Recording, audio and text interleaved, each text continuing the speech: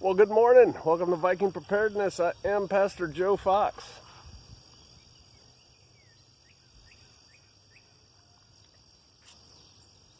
Let's look at today a couple things.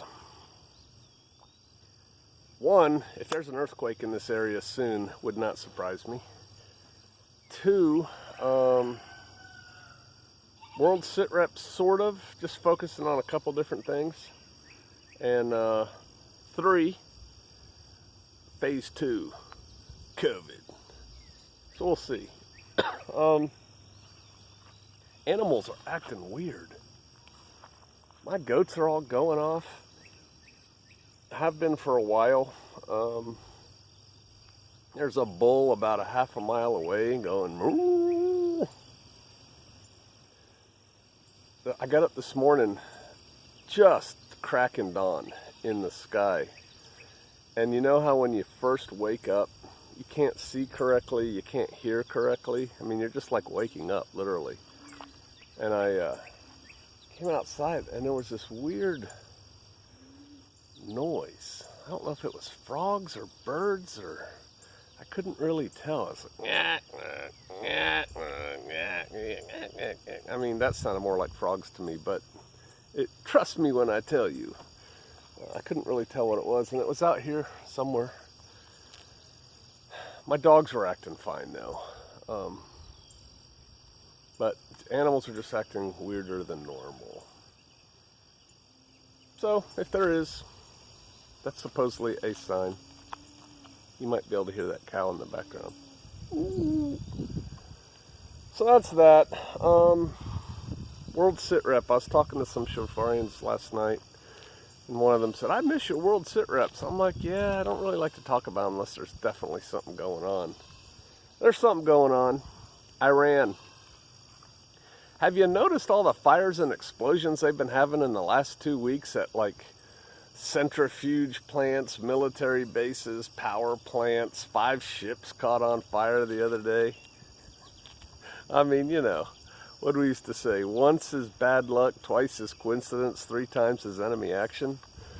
Something's happening. I don't know if there's an internal resistance organization that's starting to strike out at the regime, or it's the Israelis, or it's the Americans, or it's all 3. But that's just not normal. That's just not normal. Somebody's causing them some pain. It could be a lot of things. It could be computer virus type stuff. You can get into computers and have like components melt down and then they catch on fire and stuff like that. It could be something like that. Could be actual dudes, you know, wearing the black tracksuits and the balaclavas running around in the dark of night. I don't know. Really interesting though.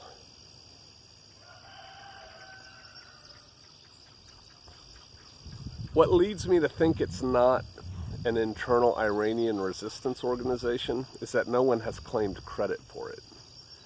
And normally that would happen. And the resistance organization would claim credit for it to raise their status with the people and therefore grab new members, new support, more money, because nothing succeeds like success, right? So that tells me it's not that. I don't believe it's bad luck. It's just too much going on. And I don't think the Iranians believe it's bad luck, but they don't know who it is. So there's that. Interesting. Stay tuned, more to come. Talking about China, our upcoming conflict with China. I don't think anything will happen until at least after November. Why? Well, first of all, what do I think could happen? Man, these flies. They just cleaned out about a quarter-mile away the chicken houses because, yeah, it's heady. And I think it's made the flies in the area go crazy. Although, what's the radius of a fly? I don't know. There's a lot of flies. China. I don't think they're going to do anything till after November. Why? Oh, I was going to talk about, that's right. I need more of this. Stand by.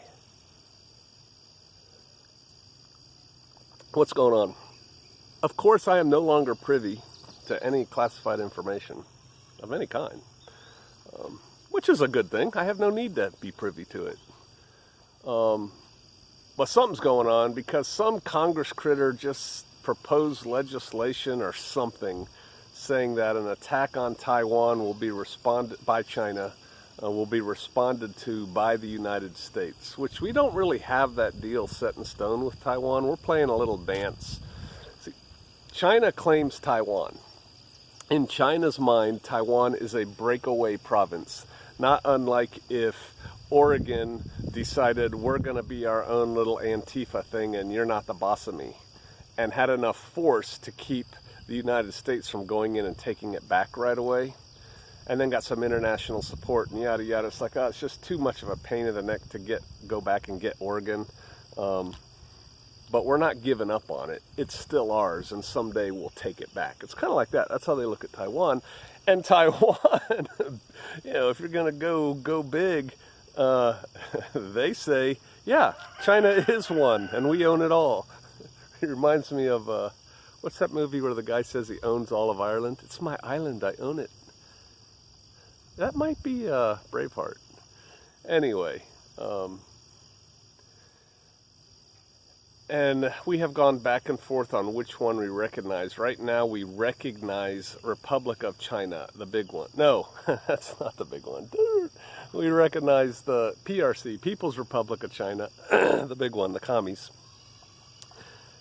as the official Chinese government, and therefore we can only have an embassy in China. In Taiwan, we don't have an embassy, but we have an embassy. We just call it something else. And it's just like an embassy. We even have military attachés there. They just don't wear their uniform. I mean, it's stupid, the games we play. We should let other people play games. I've always said this too. But we shouldn't play games. We should just say, hey, look, y'all call yourselves whatever you want, but we recognize two Chinas, China and Taiwan. We should just do that. Well, then China wouldn't like it. Yeah, well, back when I wanted to do this, China couldn't really do squat about it, not liking it. They're getting stronger every day. I've talked about that. Anyway, evidently something's up because this Congress critter is posting,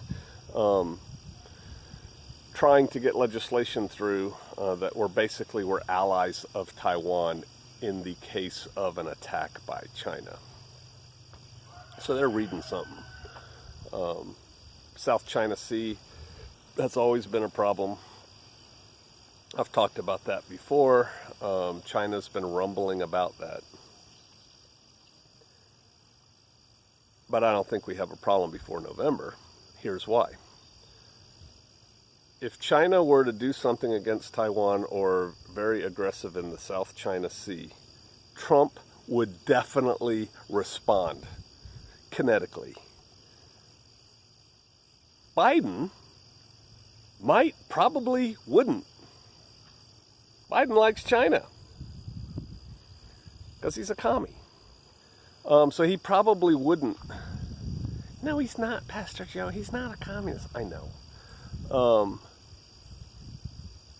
It's worth the gamble. We can wait till after November. If Biden won the election, of course he doesn't take over till January. We may put things on hold. I'm speaking as China now until he's actually in office. So that's why I think we don't have to worry about China. China's good at playing the long game anyway.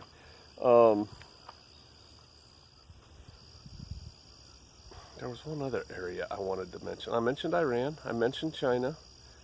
That's about it for now. Have you noticed all the riots all over the world and the violence increasing?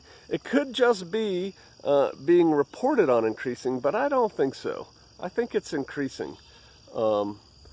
There's big riots in Tel Aviv and Jerusalem over Netanyahu. He's corrupt. They want him out of office. They're rioting. Here's the thing. Here's what I think about that. First of all, I'm no Israel-phile, but I'm a realist. They are a country. They do have a right to exist. They are surrounded by people who want to quash them. Anybody in that situation would be a little prickly, right? Don't quash me. I don't want to be quashed. I was talking about that. You know, Iran and you know, Hamas and all those people. I get, you know, the Palestinians kind of have a claim. I get how they're upset, but all those other people piling on to the Palestinians' pain, you know, Hamas et al. And the Iranian proxies, Hezbollah and all that crap, Syria. If they would just chill, they could actually probably work together and do some economic good over there. But they won't. It's written. Anyway, Netanyahu is really good for Israel. And the fact that there's all these people who want him kicked out of office, appeasement never works. You're not going to appease the Persians and the Arabs into liking you, Israel. Strength, you know, peace through strength. That's the only thing that's going to work there. Samson option. And so they want to get rid of one of the strongest leaders they've had. I think Israel could be behind. I'm going to come back to them wanting to get rid of Netanyahu, but I forgot to pick up this point.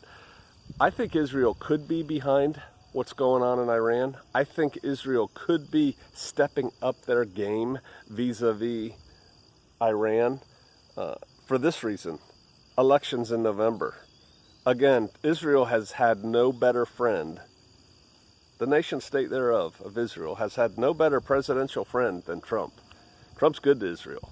That ticks some of y'all off. Whatever. It doesn't matter if it ticks you off or not. It matters what is. If they're going to act, they better act while Trump's still in power. If they're going to mix it up with Iran, they better do it while Trump's still in power, because it's a 50-50, I think, at this point, whether Trump's going to be the president in January, 15th or not. I know it's earlier than that, but if Biden's in power, I don't think Israel's going to get near the support if they mix it up with Iran. So if they're going to go, they better go. So that could be that. Now, they're saying Netanyahu's corrupt. I haven't looked into that at all. Wouldn't surprise me if he was. Most politicians are. I mean, come on. Do you think politicians are like these pillars of virtue out there? Of course they're corrupt. Of course they all make deals, and some of those deals are shady. Some of those deals are illegal. I mean, they're politicians. Hello. So yeah, he's probably corrupt. I'll accept that. He may be. He may not be. He's still the best thing they've got going for Israel. I mean, what do they think? What kind of leader do these protesters want? I don't think they think. I think they're like our Antifa. I think they're like the people protesting in Paris, the yellow vest, or the people. People are just going cray-cray all over the world. Amp up the noise. Amp up the noise. Violence is here. Violence is increasing. Anger is increasing. I'll probably post a poem by Yeats in the write-up section for the Warriors, Jarls, and Berserkers after this gets loaded. Maybe before this, as this is loading. It's coming, people. It's coming. So all of that, the widening gyre, right? What to do? Do the things. Get ready. Get ready to take care of you and yours and your friends and your mag and your crew and your team and your community. Little islands of refuge, man. You're not going to save the world. You're not going to affect one iota of what's going on in Jerusalem. You're not going to affect one iota of what's going on between Jerusalem and D.C. You can whine and complain or parade it or, support it or deny it. It doesn't matter. What you think, what I think doesn't matter. You're not going to change anything. But what you can change is what's going on around you. Third wave's coming. Second wave of COVID. Whether it's real COVID, fake COVID, they sure are saying a whole lot of people have COVID and are dying of COVID, died of COVID that didn't or don't. That's just weird. I think they're setting the stage for the mark of the beast, forced vaccinations and all that stuff. Yeah, I think that's coming. But again, me running my yap about it, you typing your fingers about it, doesn't help anything. What are you going to eat in 4 months? How are you going to stay warm in 4 months? How are you going to protect your home when the government has turned topsy-turvy and they deny you your God-given right to defend yourself and your property? What are you going to do about it? What are you going to wish then you had done now to get ready for that? That's the things you got to focus on. Positive, forward action. So complain less, worry less, do more. I know a lot of y'all are doing a lot of things. Good. Today we are going to get things for the garden and things for a construction project that we're working on here. Pickup truck full of stuff. That's what we're going to do. And we're going to get some water for the avocadage because we haven't got the rain catchment hooked up there yet. All right, forward progress. Keep your head about you. Look at the big picture and then bring it down to you. I'll see you out there.